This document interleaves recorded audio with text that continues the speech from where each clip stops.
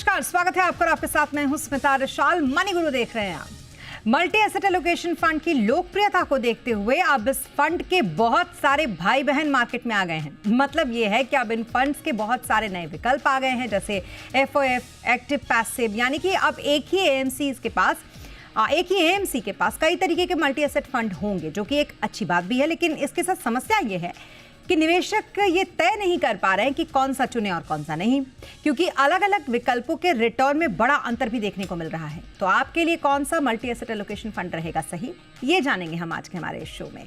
हमारे साथ इस शो में है अनराटी वेल्थ के डायरेक्टर ऋषिकेश पारवे, साथ ही हमारे साथ है रूंगटा सिक्योरिटीज के सीएफपी हर्षवर्धन रूंगटा।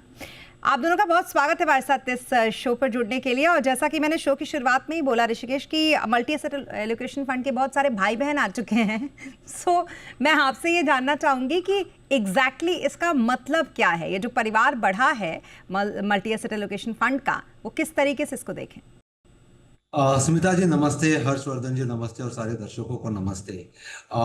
तो हाल फिलहाल फरवरी में ही एक नया 3 नए विकल्प आए हैं मल्टी एसेट कैटेगरी में। ट्रेडिशनली एक कैटेगरी हुआ करती थी जहां पे कोई रोक टोक नहीं हुआ करती थी, ओवरलैप का कोई प्रॉब्लम नहीं हुआ करता था। लेकिन अभी जो नए विकल्प आए हैं, जैसे सिबलिंग्स कहा जाता है। सिबलिंग्स के मतलब ये होता है भाई बहन, जैसे आपने सही फरमाया स्मिता जी की सिबलिंग का मतलब होता है भाई बहन। इसके कुछ भाई बहन आए हैं, इसी अंतर्गत कुछ विभाजन हुआ है। और क्या विभाजन हुआ है ये समझने की कोशिश करते हैं। तो इसमें प्रमुखता से देखें तो 3 विकल्प आए हैं। सबसे पहला विकल्प है एक्टिव। एक्टिव का मतलब ये होता है कि यहाँ पे एक्टिव फंड्स जो होते हैं, एक्टिवली मैनेज फंड्स होते हैं, उनका समावेश होगा। दूसरा है पैसिव। पैसिव का मतलब होता है ईटीएफ और इंडेक्स फंड्स, उसका समावेश होगा। और तीसरी कैटेगरी या तीसरा विकल्प जो आया है उसे ओमनी ये नाम से बुलाया जाता है। ये एक मिश्रण होगा एक्टिव और पैसिव का। तो अगर देखा जाए तो ट्रेडिशनली एक कैटेगरी हुआ करती थी, अभी इसमें 3 सब कैटेगरीज आई है। सबसे पहली कैटेगरी जैसे मैंने बोला एक्टिव है, जिसमें एक्टिव फंड्स का समावेश होगा। दूसरा है पैसिव, उसमें पैसिव फंड जैसे इंडेक्स और ईटीएफ फंड्स होंगे। और तीसरा ओमनी, ये मिश्रण होगा एक्टिव और पैसिव का। तो ये ऊपर से अगर बताया जाए क्या परिभाषा है इन सिबलिंग्स की, तो इसके मायने ये होते हैं। अब ये सिबलिंग्स तो आ गए हैं, तो जानना जरूरी है कि ऐसा हुआ क्यों, आखिरकार की जरूरत इसकी पड़ी। आप बताइए ऋषिकेश की इस फंड के सिबलिंग्स की जरूरत पड़ी क्यों?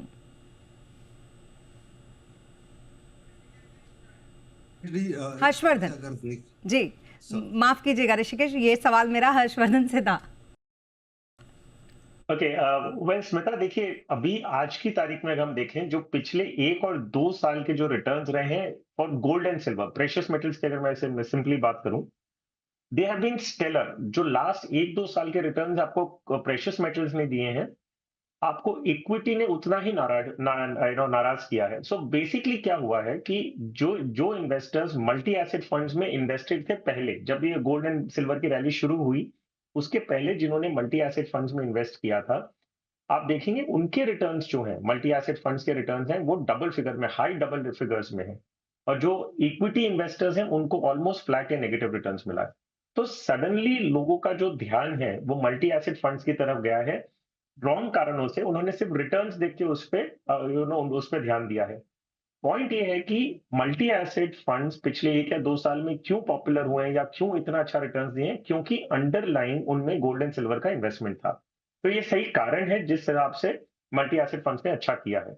नेवरदलेस ये कैटेगरी बहुत अच्छी है, no doubt on that part, की कोई भी इन्वेस्टर को एक अगर मल्टी एसेट फंड अपने पोर्टफोलियो में लेते हैं तो उनका एसेट एलोकेशन का जो मकसद है वो काफी हद तक पूरा हो जाता है। इसमें आपके पास इक्विटी है, आपके पास डेट है, आपके पास commodities, commodities in the sense precious metals की अगर मैं स्पेसिफिकली बात करूं, गोल्ड एंड सिल्वर आ जाता है, इसमें रीट्स आ जाते हैं। तो इसमें it's as the word suggest multi asset fund. तो मल्टीपल एसेट्स आप अपने पोर्टफोलियो में ले सकते हैं। तो पिछले 1 या 2 साल में इसका जो पॉपुलैरिटी बढ़ी है वो रिटर्न्स की वजह से बढ़ी है, लेकिन ये प्रोडक्ट जेन्युइनली एक इन्वेस्टर के लिए अच्छा प्रोडक्ट है, जहां पे आपको मल्टीपल एसेट्स एक ही पोर्टफोलियो में मिल जाते हैं। दूसरा एडवांटेज ये है कि रीबैलेंसिंग, जो हमने हमेशा कहा है कि आप एक एसेट एलोकेशन प्लान शुरू करते हैं, 1 साल बाद सारे एसेट्स की अलग-अलग परफॉर्मेंस की वजह से एलोकेशंस चेंज हो जाते हैं। तो आपको जहाँ पे एप्रिसिएशन हुआ है, वहाँ बेच के जहाँ पे एप्रिसिएशन नहीं हुआ है, उसे रीबैलेंस करना होता है। मल्टी एसेट फंड में जब एक फॉर्मूला डिराइव किया गया है कि कितना वो इक्विटी में रखेंगे, कितना डेट और कितना प्रेशियस मेटल्स में, अगर प्रेशियस मेटल्स में एप्रिसिएशन हो गया और इक्विटी में एप्रिसिएशन नहीं हुआ है, fund manager automatically precious metals बेचेंगे और इक्विटी में एलोकेशन बढ़ाएंगे। ये काम इन्वेस्टर्स यूजुअली अपने आप से नहीं करते हैं। तो मल्टी एसेट फंड में अगर आप इन्वेस्ट करते हैं, ये ऑटो रीबैलेंसिंग अपने आप हो जाती है। तो आई थिंक एक अच्छी कैटेगरी है जो लोगों को अभी ध्यान में आ रहा है, इन्वेस्टर्स उसे एक्सेप्ट कर रहे हैं। मैं हाइलाइट क्यों कर रहा था, गलत कारणों से एक्सेप्ट कर रहे हैं, उन्हें सही कारण से एक्सेप्ट करना चाहिए जो स्कीम की ऑब्जेक्टिव्स है। जो पिछले 1-2 साल के परफॉर्मेंस रहे, जरूरी नहीं है आगे भी वही हो। तो प्लीज बी वेरी केयरफुल कि आप किस पर्पज से मल्टी एसेट फंड में आ रहे हैं। अच्छी कैटेगरी, लेकिन सही कारण से आप उसे चुनें। अक्सर यही होता है, जैसे कहते हैं ना, बाजार में तेजी देखकर ही लोग निवेश करना शुरू करते हैं, मंदी में कोई निवेश नहीं करता। वैसे ही यहाँ भी होता है, जब लोग पिछला रिटर्न देखते हैं, उसी रिटर्न को देख के सोचते हैं आगे भी कुछ ऐसा ही मिलेगा।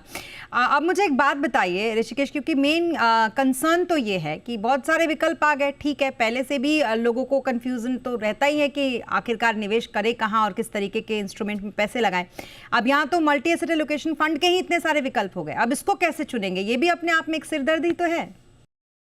जी बिल्कुल, सिरदर्द नहीं माना जाएगा, ऑन द कॉन्ट्ररी क्लैरिटी आ जाएगी।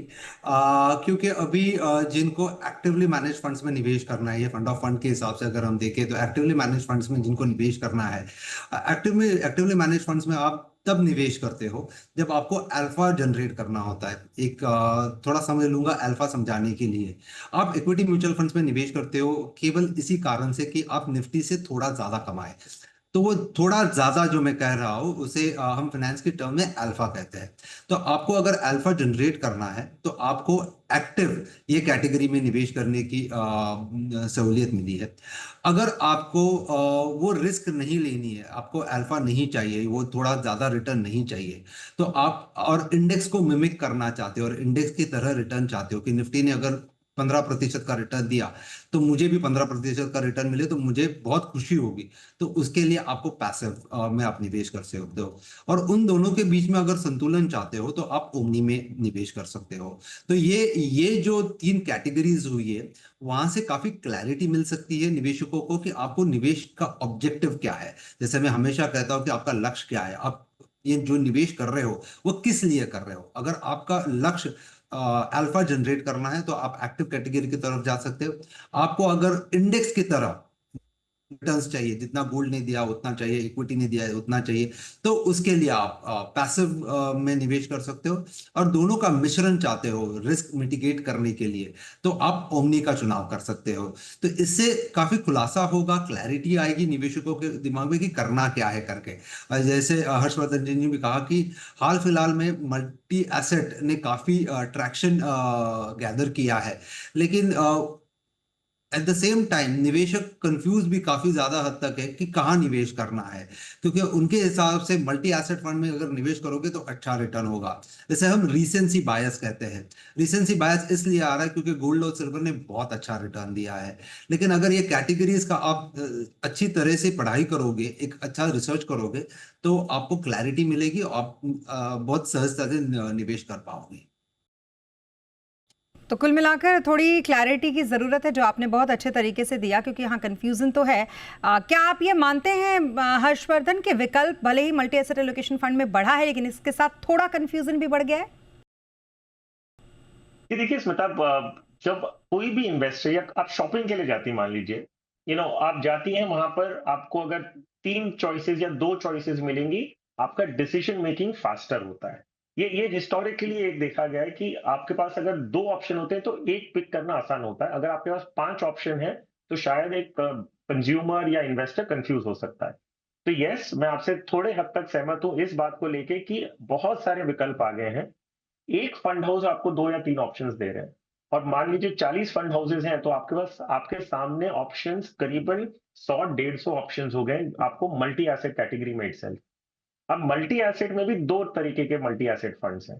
तो स्मिता, एक एग्जांपल के साथ बताता हूं ताकि इट्स इजियर टू अंडरस्टैंड।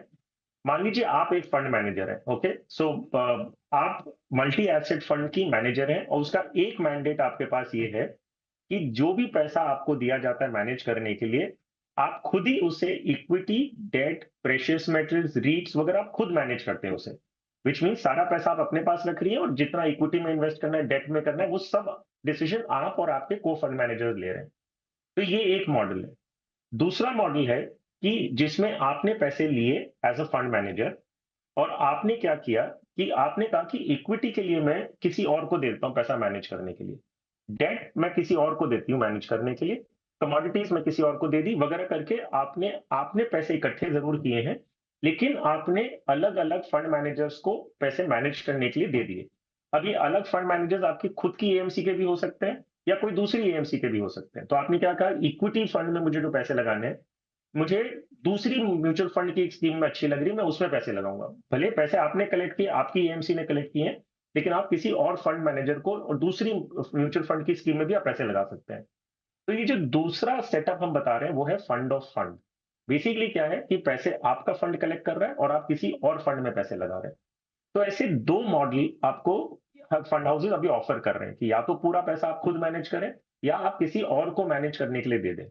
ये दोनों फॉर्मूला जो हैं, इन दोनों में अपने-अपने मेरिट्स और डिमेरिट्स हैं। किसके फायदे हैं, किसके नुकसान हैं।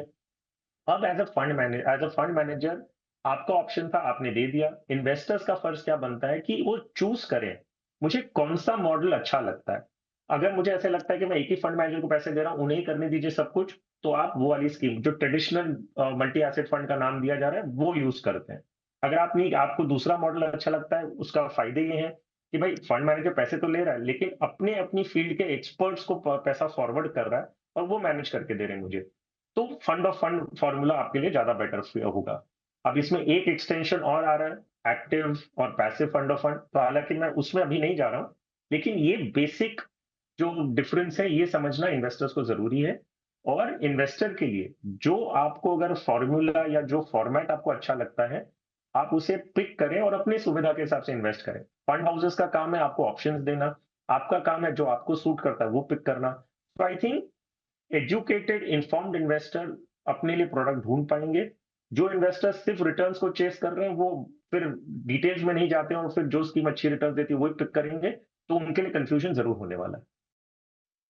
अगर आप मतलब आप तो खुद ही पोर्टफोलियो लोगों की मैनेज करते हैं तो आपको ये बहुत अच्छे से पता होगा कि ज़्यादातर लोग ऐसे ही हैं जो सिर्फ रिटर्न को चेज़ करते हैं और उसके ही पीछे भागते हैं। ऋषिकेश, एक चीज़ जो मुझे बहुत अच्छी लगी इसके फ़ायदों में वो ये कि अगर आप इसको लेते हैं तो पोर्टफोलियो में जो ओवरलैप है ना, जो कई बार हमें पता भी नहीं चलता कि हमारे पोर्टफोलियो में ओवरलैप हो रहा है, लेकिन वो इसकी वजह से कम होगा। क्या एक यही फ़ायदा इसमें सबसे अच्छा है या और भी कई फ़ायदे हैं जो आपको दिख रहे हैं इसके तहत?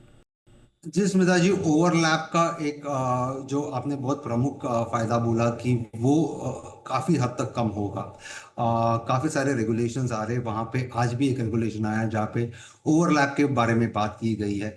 तो अगर हम देखें तो रेगुलेटर जो है वो ओवरलैप जो हो रहा है फंड्स का, वो स्कीम्स का या स्टॉक्स का, उसे कम करने की दिशा में काम कर रहे हैं। सबसे पहली बात तो ये है। दूसरी चीज ये है कि अगर दूसरा फायदा क्या हो सकता है इसका, जैसे मैंने पहले भी कहा कि क्लैरिटी आ जाएगी, लेकिन एक दो नुकसान भी है। जैसे हर्षवर्धन जी ने कहा कि फंड ऑफ फंड का जरिया जो अपनाया जाता है, जिससे वजह से सबसे बड़ा प्रॉब्लम ये हो सकता है कि फ्लेक्सिबिलिटी काफी हद तक कम होगी। जब आप मल्टी एसेट फंड में डालते हो तो फंड मैनेजर के पास फ्लेक्सिबिलिटी होती है कि वो कौन से स्टॉक्स का, कौन से प्रेशियस एलिमेंट्स का चुनाव करे, प्रेशियस मेटल्स का चुनाव करे। यहाँ पे आप ये पूरी की पूरी जिम्मेदारी एक दूसरे फंड मैनेजर को दे देते हो। तो फ्लेक्सिबिलिटी काफी कम हो जाती है स्टॉक्स और स्कीम्स का चुनाव करने में। सबसे पहली बात तो ये है। दूसरी चीज ये है, जो एक्सपेंस रेशियो जिसे हम कहते हैं, वो काफी हद तक बढ़ सकता है, क्योंकि दो लेयर ऑफ एक्सपेंस आता है। क्योंकि आप फंड ऑफ फंड के द्वारा अगर निवेश करते हो तो सबसे पहली बात यह है कि जिन फंड का आपने चुनाव किया है, अंडरलाइन फंड जिसे हम कहते हैं, उनका एक एक्सपेंस रेशियो होगा। उसके ऊपर ये फंड ऑफ फंड का भी एक एक्सपेंस रेशियो होगा, तो दुगना चार्ज लगने की पॉसिबिलिटी हो जाती है और इसके वजह से रिटर्न्स में हामी आने की गुंजाइश है। तो ये कुछ फायदे भी है लेकिन कुछ नुकसान भी है ये कैटेगराइजेशन आने की वजह से। क्या अच्छी बात होती है, इसको ही तो कहते हैं ट्रांसपेरेंसी, कि आप हर एक चीज़ एकदम सामने रख देते हैं कि देख लीजिए, अगर आप यहाँ पे इन्वेस्टमेंट करते हैं तो आपके साथ ये फ़ायदा भी होगा और ये नुकसान भी होगा। दूसरी तरफ हर्षवर्धन जो बहुत अच्छी तरीके से ये समझा देंगे कि अगर आप कंफ्यूज है तो कंफ्यूज मत होइए, और इसीलिए तो हम एक परफेक्ट कहते हैं स्ट्रैटेजी के तहत लोगों को समझाने की कोशिश करते हैं और लोग समझते भी हैं, इसीलिए हमारी बात। सो आगे भी हम समझाएंगे, लेकिन यहाँ पर रुकेंगे एक छोटे से ब्रेक के लिए। ब्रेक के बाद जल्द होंगे हाजिर, आप बने रहें हमारे साथ।